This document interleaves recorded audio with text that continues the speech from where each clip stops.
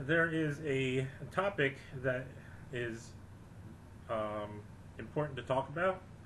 It is something that has become more of a conversation piece lately, um, especially since you had some independent journalists talking about it. Um, Off the top of my head, I know We Are Change did it. You know, Luke Rudkowski and Jason Burmis. Um, and you also had Philip DeFranco talking about it almost a year ago. And recently you had Samantha Bee on Full Frontal talking about it. And that is deepfakes. So what is a deepfake? So basically it's when you have a video um, that shows a person doing whatever, saying whatever, but it's not actually that person. Um,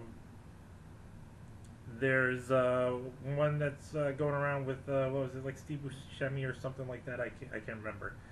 Um, you This is not really a new idea, as Burmis rightly pointed out. He talked about Running Man. You also had that movie Rising Sun with Sean Connery and Wesley Snipes. Although that was more of a manual change than an AI algorithm. But with the deepfakes, the issue is the technology is getting better to basically replace somebody's face, replace somebody's whole appearance, and even their voice, and eventually it's going to be at the point where it can be done in real time. So this is a huge issue for many reasons. Many of them should be obvious.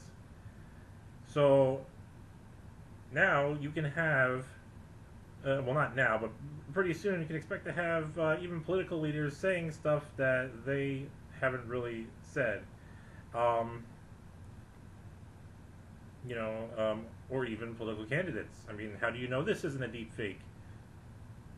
It isn't. Or is it? Anyways, there was also that one Star Trek episode that comes to mind. I can't remember. It's where the leader's dead, and they still use film of him to push. They wind up making the whole planet to Nazis or something like that. I believe that was basically a similar idea. This is from the original Star Trek show, by the way, not something recent. So, what are some other things that issues that this brings up? Well, you can forget video evidence in court, because now you can have anybody, well, not now, again, it's still in progress, but it is getting better, but you can have a video of anybody doing anything, and yeah, it's no longer going to be proof for somebody committing a crime. And that's pretty dangerous. But the dangerous thing about deepfakes is that it's open source, which means anybody can copy the software. The guy that the guy that came up with the deepfakes, he used basically all open source software to put together the algorithms and the AI. And yeah, where it started was porn. So yeah, it was started to put it was developed to put a popular star's face on some porn actress in a video, and it was done a few times. Some of it looked okay, some of it didn't. As far as I know, I haven't seen it. It's not my thing. But yeah. So, how you feeling, ladies? How you feeling about all those videos you share of yourself on Facebook and Instagram and everything?